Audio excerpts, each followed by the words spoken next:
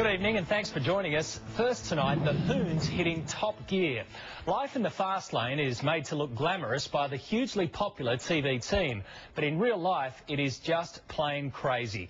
And here's proof. David Eccleston with a Hoon going flat out for fame.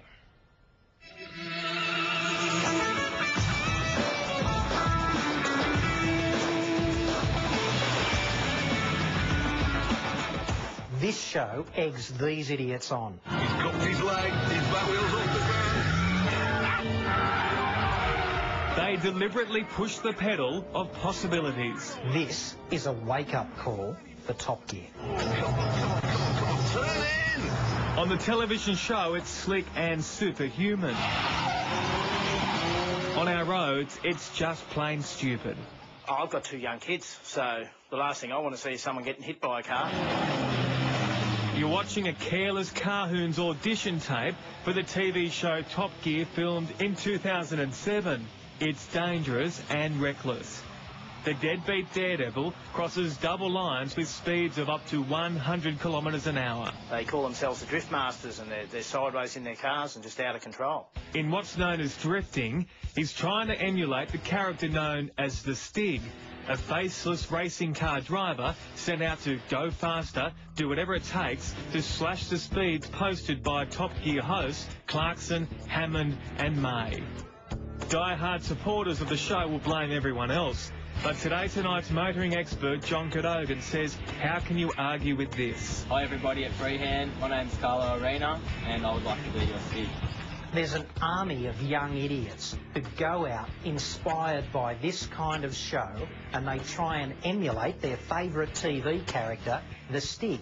And they do it out on public roads where they put you and me at risk. Enjoy this next section of film we put together for you guys. It shows an example of my driving, some drift driving and some drift driving as well. Thank you.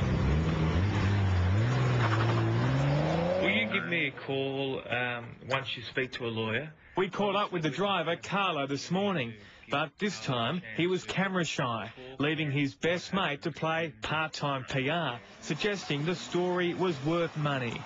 And while Carlo didn't front to defend his driving, there was plenty of people on Facebook willing to do that.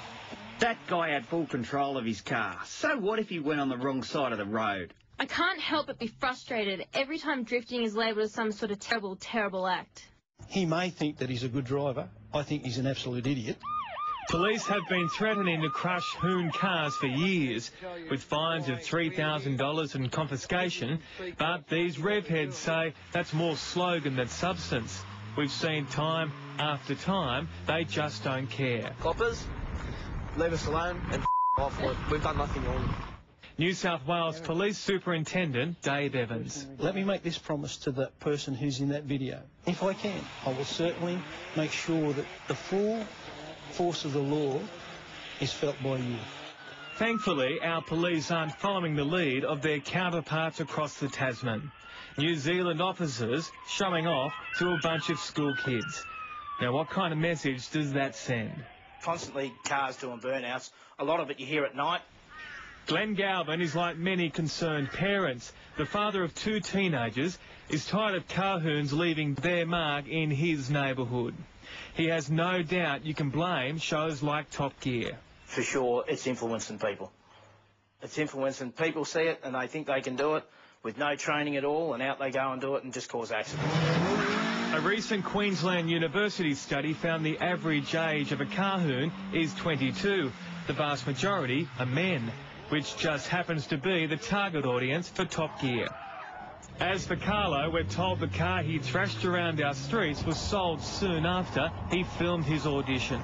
As it turned out, he didn't get the job, but he did a good job of putting reckless driving back in the headlines. Put yourself in the mind of a 17-year-old. On PlayStation you can't die, and on Top Gear it's all good fun. It's not like that out on the road. And just like that, this next story also